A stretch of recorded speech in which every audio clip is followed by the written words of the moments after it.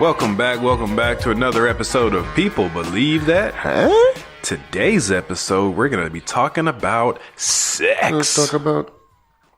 It's What? funny, my pastor did a series on this recently. Have you seen it? You sent me something. I didn't read it or listen to it. You should listen to it, and we'll have a part 2 of this and see.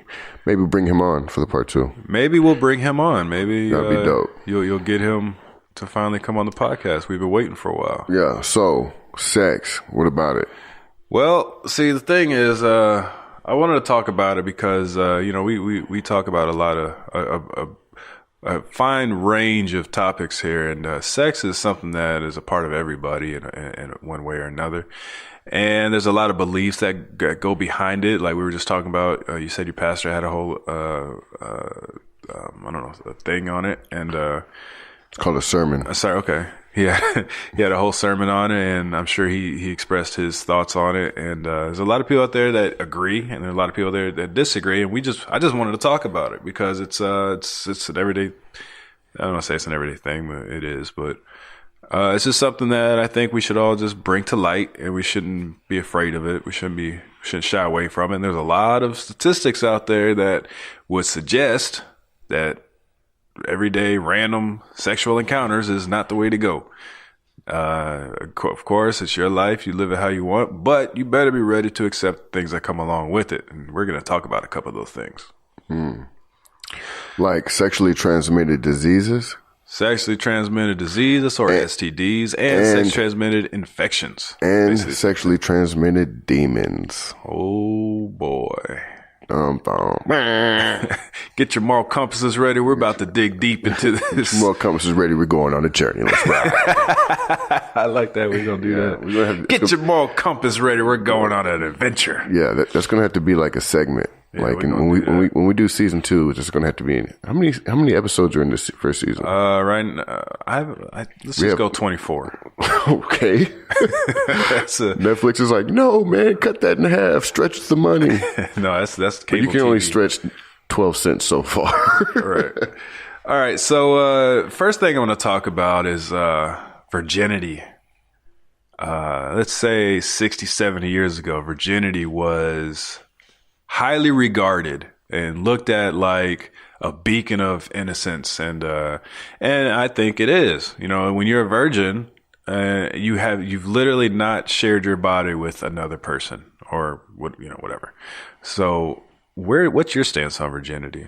You can be a virgin and still be a whore. Like, Wow. virginity. So I'm not trying to be negative about it, but what I'm saying is that virginity is a precious thing, and you're supposed to, give it to the person you marry, and all that. But I, of course, didn't do that. Had I, things might have been different. Like, I'm a firm believer in the teachings of the Bible, and I'm learning everything from a hindsight perspective on a lot of stuff. Like, as most lessons are. Yeah, and I'm like, oh, that's why I probably should have waited. Oh, okay. So, right. Yeah. But what I meant when I said that is that someone being a virgin doesn't necessarily make them a better person than if you aren't a virgin. You know what I'm saying? Right. Like, I'm married now. I'm with my wife. We have our kids together and everything, and I've been born again. So in my belief system, then, I'm not how I used to be. I'm not with the being a whore, a gigolo, a player, a pimp, what else is there? Well, that means something different nowadays. Well, in the homosexual community, but in the hetero, stud means just getting a lot of horses in your stable. All right. Well, yeah.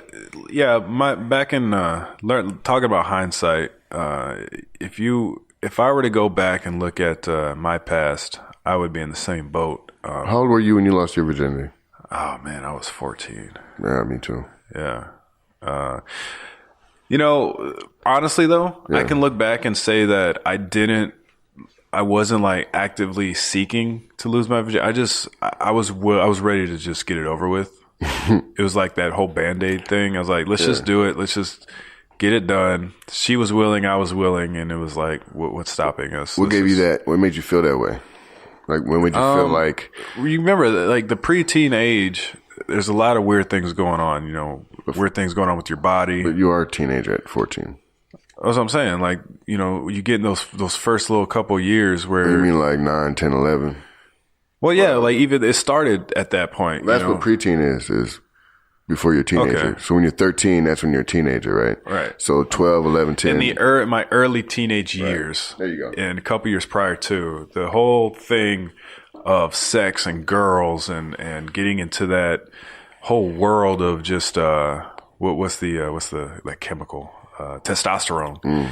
When that starts kicking in, and then that's when music and TV started changing. Jerry Springer's and the over sexualization on TV, you know, it beds in the eyes and it stays in the brain, and then it just starts. I started asking questions like, well, what is it like, you know? And then porn, you know, right.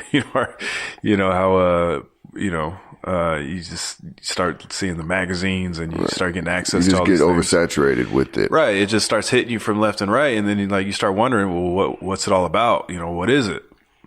So as time progresses and time flies by, and you start getting to that age where girls are starting to develop, and then they start coming, sorry to say this, but girls start becoming eye candy, you know, and you start looking at them, start wondering. And then, you know, the curiosity just takes over. Right. So I was dating a girl. I'm not going to say her name. And she was willing. I was willing. Honestly, it wasn't anything attaching me. We were dating. But, I mean, there's no emotion behind it. I just wanted to get it over with. Was she a virgin too? She said she wasn't, but I don't know. Yeah. You know, she said she was with one person, but, you know how many people say that. Not saying she was. Not saying she wasn't. I don't know. But she said she was. She wasn't. She said she wasn't. So I went into it like, look, I don't care what happens afterwards. I brought my gloves. Right. My boxing gloves were on, you know. Right. So it was we just did that, and after that it was like, okay, no big deal now. So I don't suggest anybody who's 14 years old to go after it as it's portrayed on TV now, and how sex is viewed these days as like, you know, you're not a man unless you have sex. You're not a woman unless you have sex. You're not grown unless you have sex, because it's not true. Now, however, a couple of days ago, you and I were having a conversation, which led me to bringing up this topic of what sex means today versus, you know, let's say 50, 60, 70 years ago. And in today's society, I don't think sex means today what it meant back then. To me, I think sex, between two responsible consenting adults, it's literally kind of like an advanced handshake. That's a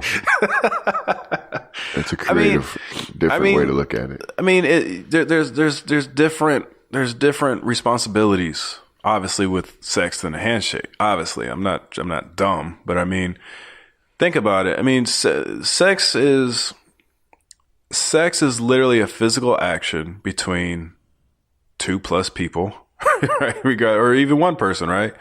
You know, it's just something. It's a physical act between a person and another person, or multiple people, or just yourself, right?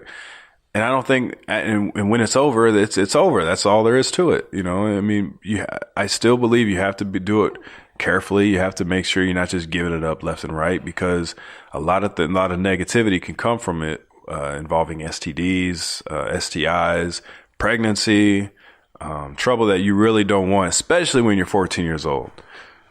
But you know, that is a very, like a man, like a worldly man's perspective. You know what I'm saying? Like, just like it's the handshake and you go on about your day. But like, rarely is that the case. Like, even for a young boy, like rarely is it just sex. You know what I'm saying? Like, especially for females, especially like young females, like they may pretend like it's nothing or whatever, but every time it is something, it's either they're caught, you know, I believe they're caught in between like a spirit of rejection and a spirit of abandonment. So they're seeking for something. You know what I'm saying? Like, whether, and rarely, you know, and this, I don't know the statistics on this, but like, for the most part, the female is supposed to be more, emotionally tied to things. You know what I'm saying? That's coming from a perfect world. See, but what happens is like people keep overlooking like where's all this coming from? Like, is it just a natural feeling or emotion or urge, like wanting to have sex and all that, or is it tied into something else? And then like you mentioned earlier, the oversaturation in the media, you know, everywhere you look, from beer commercials to sandwich commercials. I mean, everything has to do with sex. You know what I'm saying? Or you seen that Ruby? Was it Ruby Tuesdays or somebody where they like blurred out a meat sandwich? Like the sandwich was turning in slow motion, and they had blurred it out to make it, and had like this real slow, like porny kind of music playing. You know? Yeah. So everything's like over sexualized and you know, video games, music videos, everything. So they try to desensitize you to it to try to take down the relevance of it. Like, it does mean something. Like, because if it didn't mean anything, then people wouldn't mind that they're, you know, and some people don't, I guess, but, you know, that's a different topic, you know, but I guess it's not a different topic. We're talking about swingers. But for the most part, people mind if the person that they love or they're married to or that they're with has sex with somebody else. Right. They don't view it as just Well, yeah, see, at that point, it takes on a whole different dynamic, because when you're married to somebody, you're contracting yourself to that person for the rest of your life. So what's the difference before marriage and after marriage with sex? What do you think the difference is? The legality of it. Well, I mean, you're not legally saying that you can't have sex with somebody else. It's more than a legal contract. It's an agreement between two people that I'm binding myself to you for the rest of my life. Yeah, but married people still swing, so it's not legally binding them to only have sex with each other. Yeah, I mean, then you know, marriage. Like I said, it's more than just legal. It's morality, my brother. Yeah, but it's the morality between Get your moral compasses ready, people. We're going on a journey. Yeah, okay, well, to the upper room. The thing is, two people that have the agreement that I'm not going to sleep with anybody else other than you, or I'm not going to love anybody the way I'm not going to love somebody else in the same way, if not more, than I love you, right? Now, if you get two people that are all about like swinging or whatever, that's their thing. Like, if that makes them happy, that makes them happy. If that's their way of life and that's their agreement, then that's their agreement. But what are you basing that off of? I'm just based off people. I know there's a whole religious side to it. No, it's not about religion. It's just morality, bro. Yeah, but you know, because that goes back to, you know, you're saying, well, if that makes them happy, then they should be able to do it. Like, well, some people are happy having sex with kids. And if two people are contractually married to each other illegal. And they have kids, well, just because it's legal makes it okay. It was legal 70 years ago to like hang niggas. Yeah, but what I'm saying is, if what they want to do is not considered illegal to the law of the land, and this is just from that perspective. No, I want your perspective. That's my perspective is based off of that perspective. That as long as it's legal, it's okay. No, that if what they're doing, if they're agreeing and they're not hurting, like they're not going against their predetermined agreement or arrangements. You're talking about between the two people that are married, right? Like if they say, hey, let's get married, and when we're married, let's continue to have sex with other people. If both of them are in agreement of it, then I'm not the one that's going to come and say, oh, what you guys are doing are wrong. Yeah. So I mean, it's not up to me to decide what's right and wrong for them. That's up for them to decide. And if one person steps out of that agreement. Let's say I get married to a woman and she says, I want to have sex with like 12 other women while we're married. And this is hypothetical, right? Yeah, it's absolute hypothetical. This would never, ever happen. Pretend I would get married to a woman. let's pretend I was married to a woman who was down for that sort of thing, right? And I said, yeah, that's fine with me. And then we get married and he says, you know what? I don't want to have sex with other women. Well, that's going into it with a false understanding of what we were setting up. So now one person's going outside of the predetermined arrangement. That's when you start having the problems. But let's go to the general statement of marriage. Two people go and get married and they say, I want to be with you. I don't want to be with anybody else. And then they get married, and sometime later the guy or the girl goes, hey, let's bring somebody else into this. And it's like, whoa, So wait a minute. I didn't agree if they're to that. not married, right? Right. And you feel like it's okay for them to have sex, right? I mean, it's up to them. But do you feel like it's okay for people that aren't Yeah. married to have sex? Yeah. Okay. And then you saying It's kind of a requirement. boy. And then you saying I'm not against people that wait for marriage. I'm not so what against I'm saying, it. no, I got you. But what I'm saying is, I'm trying to grasp what your conception here, because it's throwing me off. Because you're saying when they go into a marriage, it's a contract saying, okay, I'm contracted to just you and me. Not just a legal one; it's a verbal contract, Right. It's an emotional contract. But before that, right? before they get married, what is it? Like sex before marriage? I mean, yeah, like it's Just like two people that want to have sex. like when they're together, like they, like treating You can like be it's a dating. marriage. You can be boyfriend, girlfriend. You can be just somebody you meet.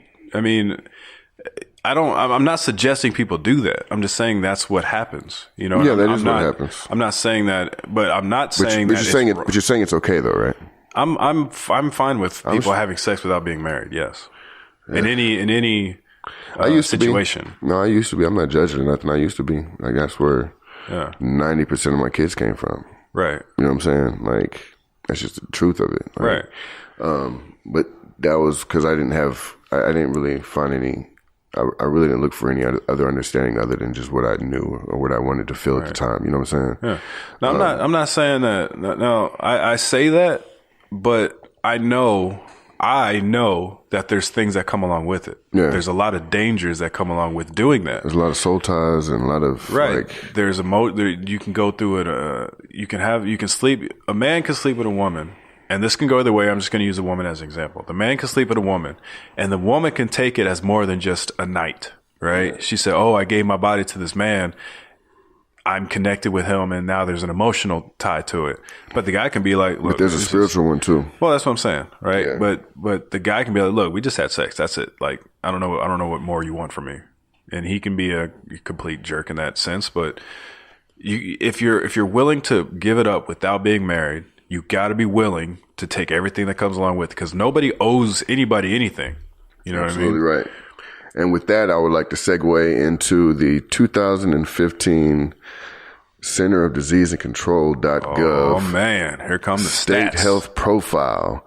In 2015, it estimated 39,393 people in the United States were diagnosed with HIV. What? HIV, the virus that causes AIDS.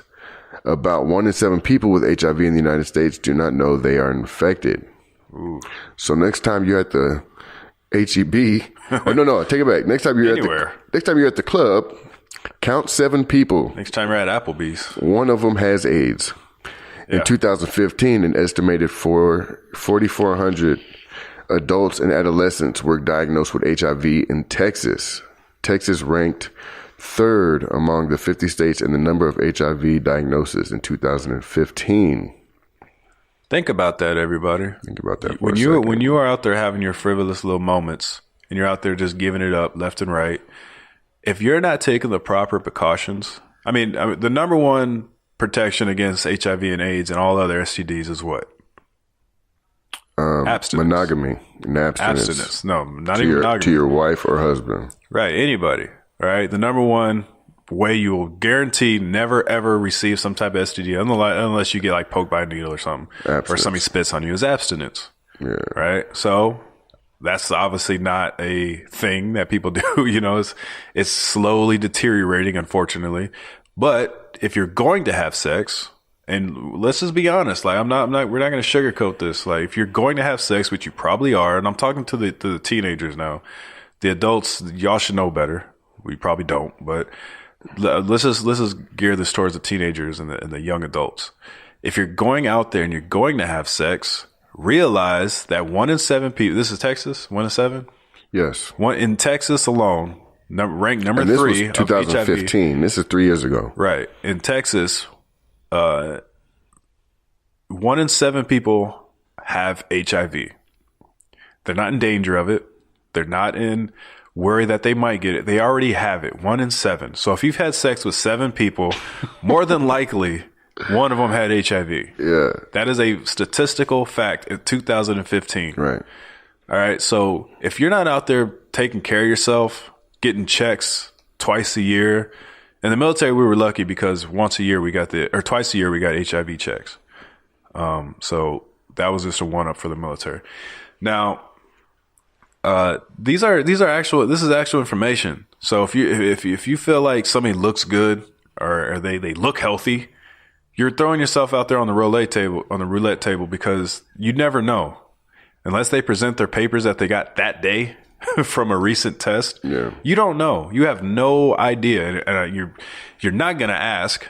Back in the day, I remember in the 90s, the big deal was condoms was a big downer, because all these commercials. They're relatively, I don't really know when condom first came out, hit the scene, but I think it was the 80s. As far as like, I guess they were relatively still kind of new, you know what I'm saying? And people were still like, oh, come on, baby. It's my birthday. Come on, I don't want to wear I can't feel nothing, you know? Yeah. So they've, condom industries, from what I understand, have kind of taken that excuse out. I guess they made them thinner, more durable.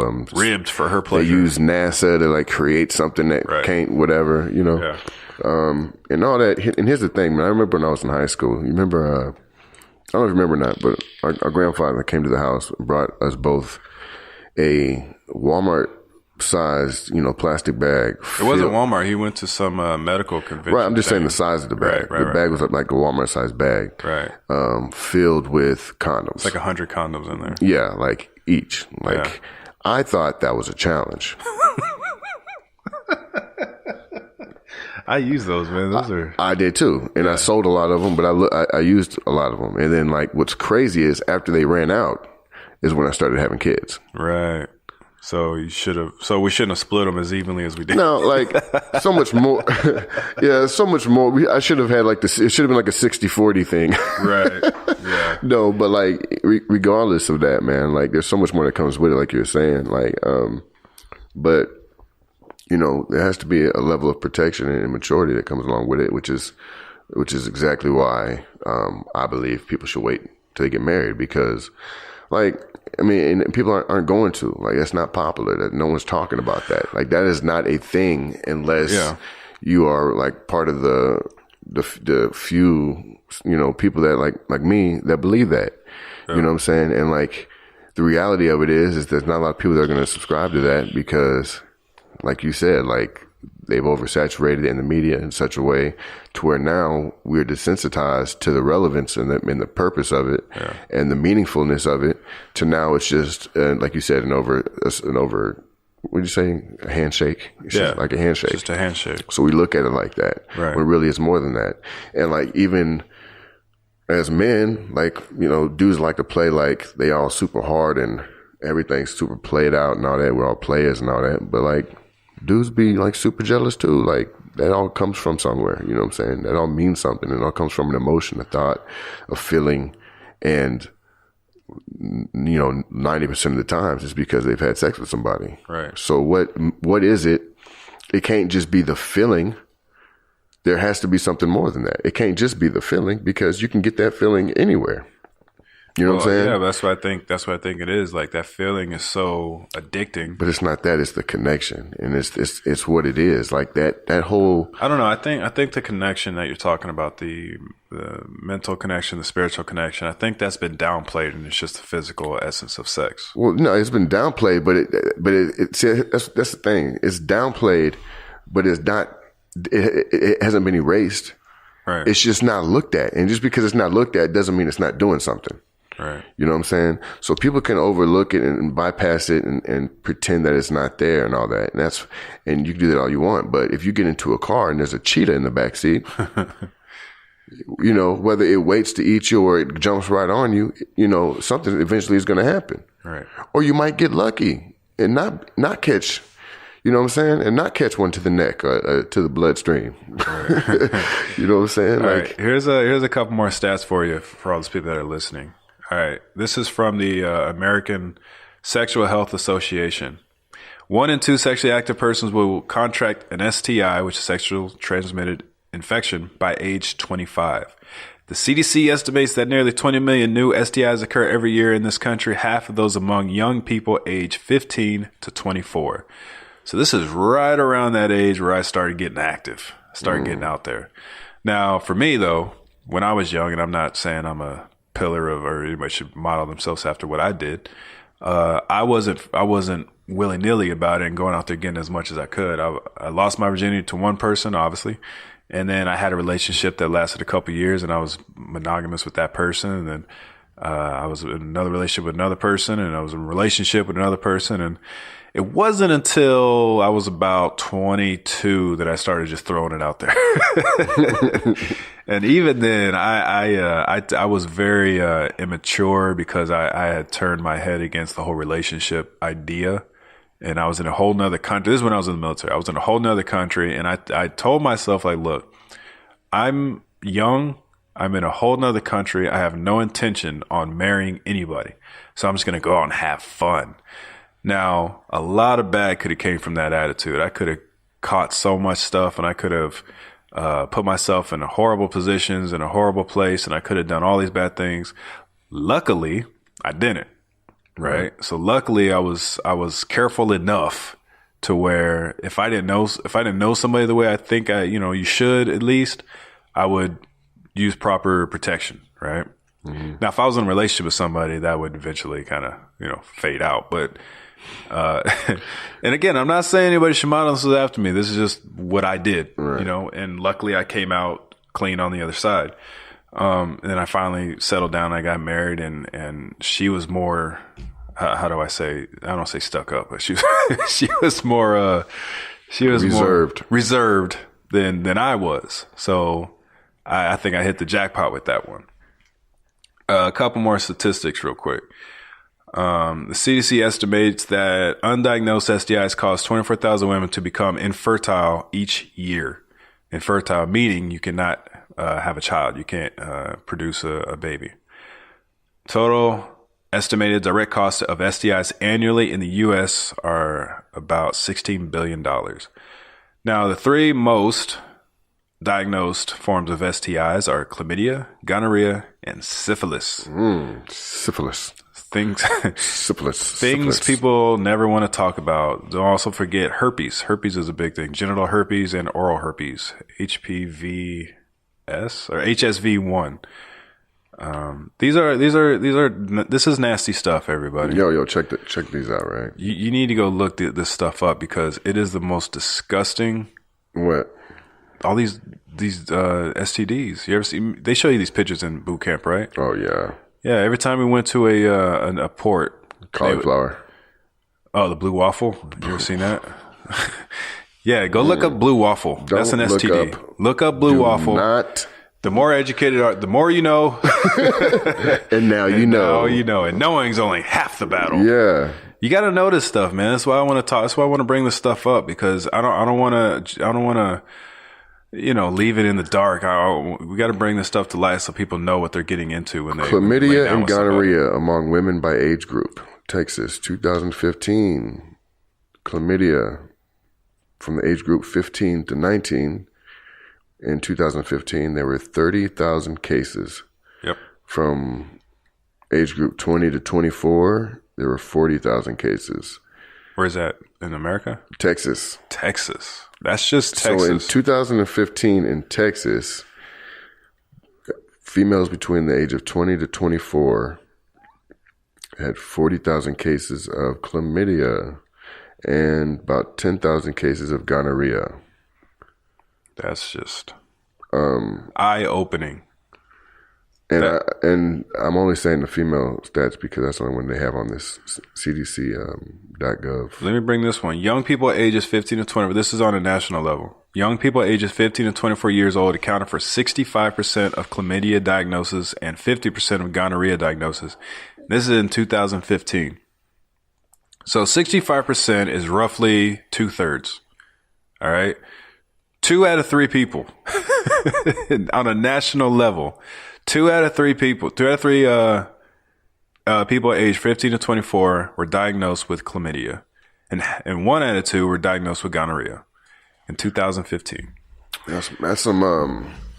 That's some numbers for you. That's some facts.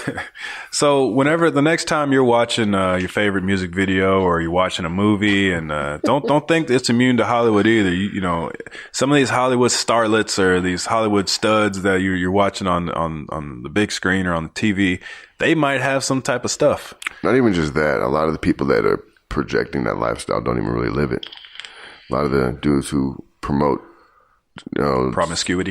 Promiscuity, selling drugs, murder, all that type of stuff. Right. And they actually don't live that lifestyle at all. Right. There's a lot of that stuff going on too. So don't believe the hype, my people. Keep your minds on the prize, and the prize is up in the skies. Yeah. So just I don't want this to facts. There you go. Sorry. I don't want to scare people off, and I don't want people to think we're preaching at them. I don't want people to think that we're here to say we're holier facts, than thou. Man. You know, think about people go to the club every night, man. Yeah. Bars, clubs, and hopping around like, yo, they passing this stuff around, man. We ain't even talk about herpes. We ain't even talk about like HPV and all these things that are just like higher up in numbers. Right. These are just things that I just Googled Texas STD statistics, and that's what popped up. So do your research, keep yourself clean, take a test, wait for it, and I'm going to say something to the females. And this is danger zone right here for me. And you gotta make sure if I start going, you gotta reel me back in. Yeah, I'm just gonna step away from the mic for a second. Smooth out the way. All right, women, listen to me. Oh shoot, you are the gatekeepers of the bedroom. All right, guys, when we reach a certain age, when the testosterone kicks in, and we don't know what we're doing with ourselves, and we don't know why. Hold on, before you get started. Just pretend that you're talking to a room full of my daughters. Go. Oh, it's the same thing. Oh, shoot. I'll be more because we're family. I'll be a lot more open than I am on this podcast. Okay, never mind. As you were. Realize that men in the simplistic form are absolute idiots. All right. Now, I'm not saying that to mock men or because I'm a guy, but I was at that age, all right? All men go through that little time frame where women out of nowhere just start looking different, right? Not physically. They have this aura about them that we just need to be a part of, right? And they start getting more interesting and they're more funny, and like, hey, Sarah, how are you doing today? And we can't explain it. And what's going on is your bodies and our bodies are chemically going through changes, right? And we start looking at women like, man, she looks different. She looks good. Like, have you seen so and so? You seen so and so? Now that is a dangerous area to be in for 2 young people who are uneducated to what those urges can create. All right. They can create, you can put yourself in a position to where your mind is not where it needs to be, and you start getting lightheaded. And I'm talking about getting horny. I'm just going to say it. When you're sexually attracted to another person and they're sexually attracted to you and that opportunity presents itself, it's the feeling is like there's nothing better than like God put this here for me for this to happen. Realize that if you don't go into this the safe way, you don't go into this the responsible way, a lot of bad things can come from it. I'm not saying getting pregnant is a bad thing, but when you're in a position where you're not able to take care of the responsibilities that come with it, you're really doing yourself a disservice because you're shortening your opportunities in life. You're shortening your way of providing for yourself in the future. If you have goals and your goals are sidetracked because one night of you just gave it all up, and this is for men and women. If you just gave it all up and now you have a baby coming, now your life is put on hold. If you're what I would consider a good person, You know, your life is at that point put on hold. Now you got to face, and women, you have to make some decisions. You got to make a decision. Do I have this child or do I abort it? Is my life more important than this baby's life? And that's a whole different conversation, the whole abortion conversation. Strap up your moral compass. Let's go. Yeah. So women, you, just like men have a responsibility, but women, you also have a responsibility. And it is your choice to give it up or not. Men, we're just going to throw it on the table. Whoever picks it up, picks it up. You know, no, I'm not saying it's right. I'm not saying it's fair. I'm not saying it's equal. We both share an equal responsibility in the decision to have sex. But women, you are the bottom line, dotted line signer. All right. You have to sign off on it, unless, of course, you know, you get attacked. I'm not saying that. If you're raped, that's different. All right. It wasn't your choice. Okay. But if it is your choice, then, which is the majority of the time, if it is your choice, it is your responsibility to say no. If you don't trust that person, if you don't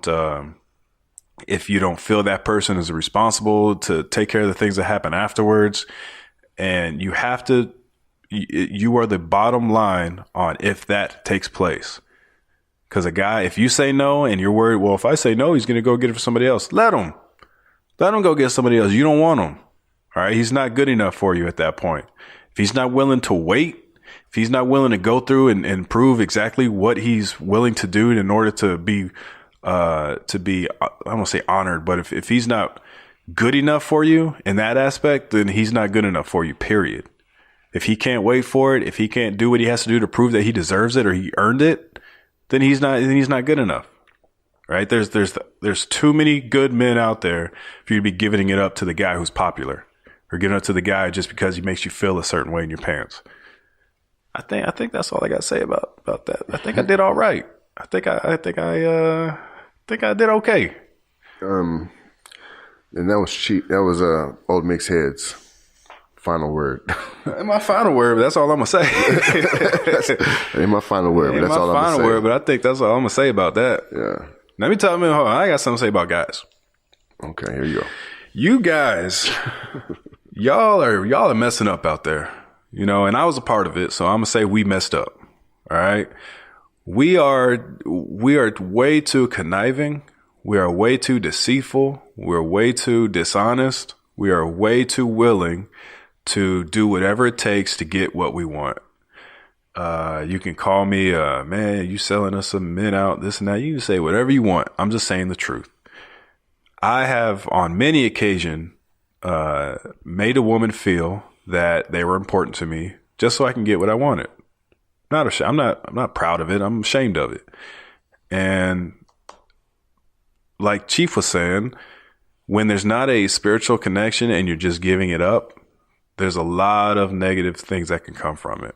Mentally, emotionally, you know, you start stabbing people in the back, you start lying, you start deceiving, and a lot of bad things carries on throughout your life with that. You know, you can hurt somebody to a point where there's very little ability to recover from, and now they're taking out on other people.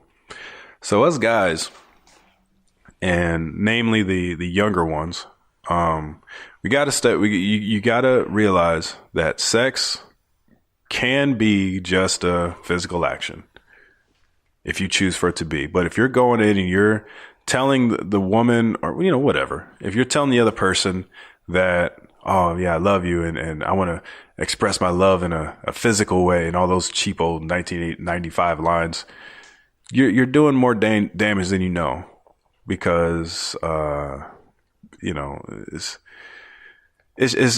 you're what you're doing is you're destroying who you are as a person. Now you're setting yourself up to be the dog, and you're making all men, whether you like it or not, you're making all men look like pieces of trash. And there's a lot of good guys out there. I think eventually I turned into a good guy. Took a lot of dog moments for me to realize that I was being a dog. And this didn't start hitting until, you know, I had a daughter. And I'm sure it hit for you when you had daughters, that one day. No, I had a horrible skewed view of it. Like, I was in the mind frame of because of the way I did females, I had accepted the fact that's going to be done to my daughter, and I can't do nothing about it.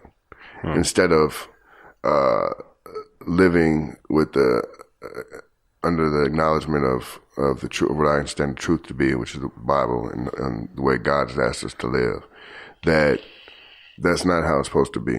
I was very violent towards females. I was very abusive, physically, mentally. You know, it's horrible. Yeah. Period. You know what I'm saying? But that's what I felt was okay. And, you know, living in that mindset of everybody has their own opinion and the right to live how they want. And if the females, if a female stays with somebody that does that to her, that's her own fault. It's not her own fault. It's so much deeper than that. There's so much deception behind how you can, if you think about the mental breakdown that we've had as a country and how as a nation different races have been treated and how they were treated that way for so long. It's because of the mental breakdown that they've had to endure over a long period of time, right? So these things happen to young females and young men who have gone through some kind of traumatic experience in their life or didn't get love or whatever through their life. And it kind of draws them to this place where they do things that are less, that are not good for them, and they make okay with it. And then they say, well, this is how I want to live, so this is just okay. This is how I should be able to live. You know, it's my right or whatever. If this is what I want, this is what it should be. But the truth of the matter is that's not really the case. You know what I'm saying? And right. And let me just read this little excerpt from this thing called Got Questions. It says a significant percentage of the world's problems stems directly or indirectly from our abuse of God's gift of sexuality. Imagine the world we would have if every human being followed God's standards for sexuality. Abortions, divorce, STDs, AIDS, pornography, sex trafficking, fatherless children, single mothers on welfare, rape, abandoned babies, pedophilia would all cease or be greatly reduced. The ripple effect of these changes alone would completely transform every continent. And it goes on, goes on, goes on. And it makes this reference to why it's important, and this is what I believe too, is why it's important for us to have boundaries and set and listen to the supreme moral compass. Because like with electricity is a great discovery. You know what I'm saying? Electricity is a great source and it has great applications. But if it's not used correctly, safely, and the way it was intended, you know what I'm saying?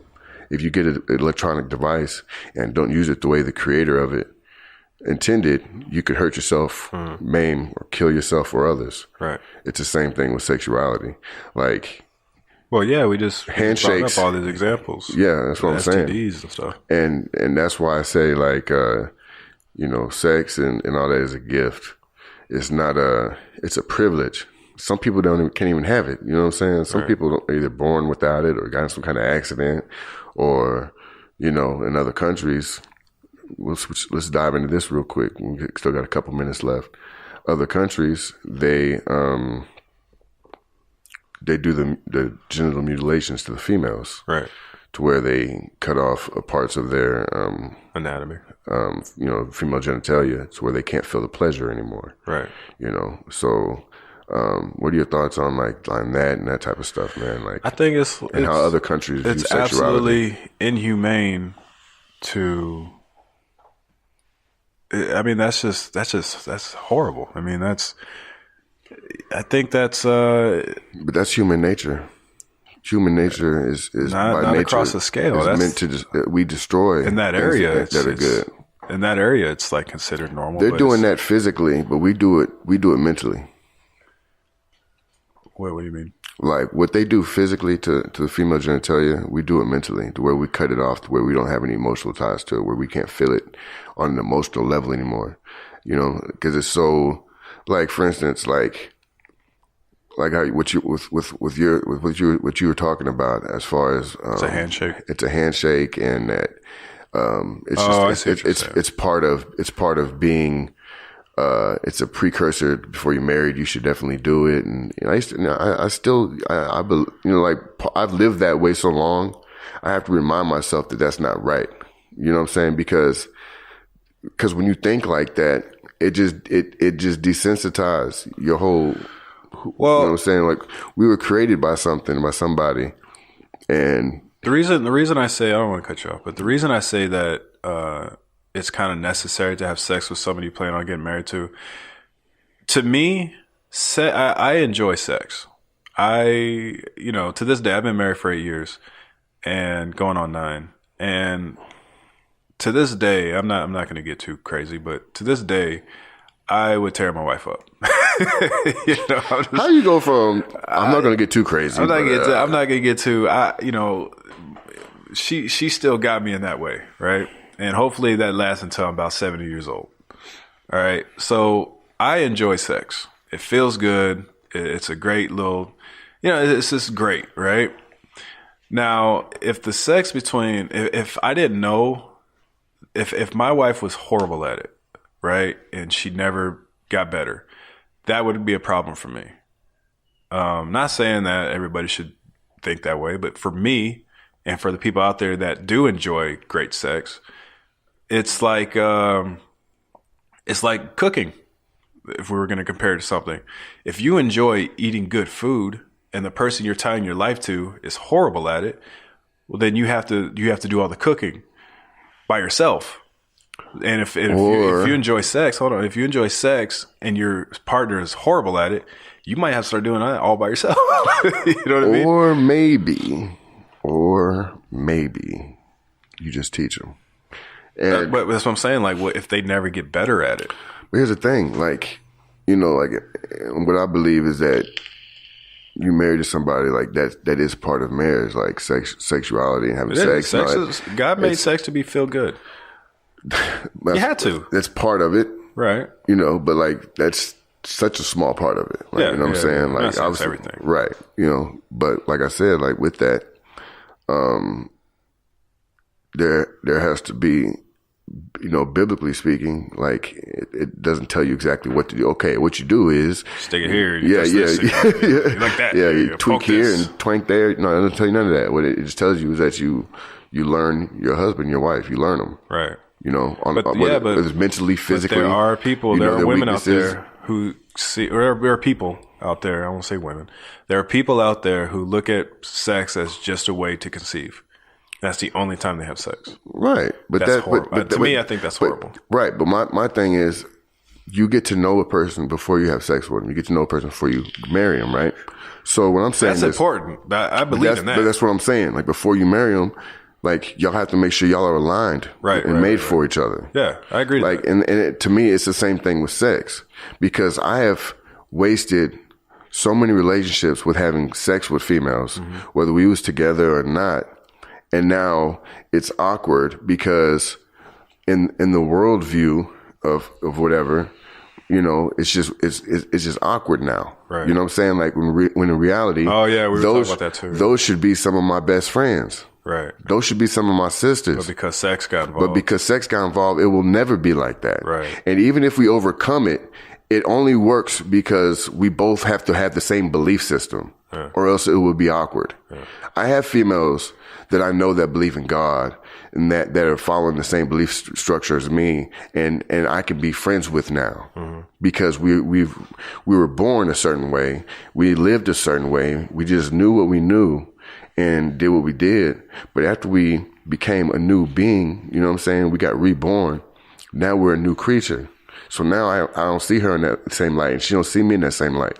Now, however, I do have female friends that don't see me in my, for instance, one of the mothers of one of my daughters, she don't care how much Jesus I talk. She only sees me as Charlie Brown, as Chief out in the streets. She only sees me for the light that she's living in. Right. You know what I'm saying? So now that I got this new shine going, now that I got this new way of living going, now that I won't step outside of my marriage, now that I won't promote this stuff with my kids and tell my kids these things are okay. Right. Now it's an issue because changed. Because I've changed and I've ascended from that place. Right. You know what I'm saying? So with that, what I'm saying is that sex is what some people, like you say, use only as a way of conception, but some people use sex as a way to show whether you love me or not. Some people use sex as a way to make money and use right, people, you know what I'm saying? Wrong, right. So to me, all of those are in the same category and they all come from the same place of evil. You know what I'm saying? So that's why to me, and what I believe, it's important that you get to know you. If you want someone to love you, you want someone to trust you or whatever, and you want to be with somebody and find someone that will treat you good and help you feel good and learn you and want to learn your body and all that old extravagant stuff, you have to first learn you. In order to learn who you are, you have to learn who made you. And then you have to learn, okay, if you want to take in baby steps, you have to learn who your parents are, who their parents were, and then just kind of get your history, then like go all the way back to who made you. And then that's why I'm a firm believer in, if you seek the truth, you're going to find God. So I don't necessarily just need to like beat people over the head with Bible scriptures because I don't necessarily remember all the Bible scriptures. Okay. But when I learn them, I learn and it reflects of what I've gone through and what I've been through, what I see now. So I'm able to just speak on it, on what I've learned from it. You know what I'm saying? So if you really want good sex, great sex, be married. You know what I'm saying? Go to Vegas. Be with. just kidding. Well, that about wraps it up. If you guys like this music you're listening to, this beat is made by Chief Shine on For God Only Records, Well Experienced Media Group. If you can just give me a picture of a toaster, I will send you a free copy of this instrumental. Bottom line is, everybody, don't use sex as a weapon, and wrap it up. Be responsible, be careful out there, and take care of your body and take care of everybody else around you. And sex is a very dangerous world to get into. If you're not packed with the right weaponry, then you can get slayed on the battlefield. That's right, man. God is love. Thank y'all for listening. Be blessed. Be safe. Be a blessing. You guys can find us on iTunes or Spreaker.com. You can also find us on Facebook and YouTube. Please follow, subscribe, and make sure you keep up to date with everything going on with the Will Boys podcast. Appreciate everybody for listening, and we'll talk to you next time.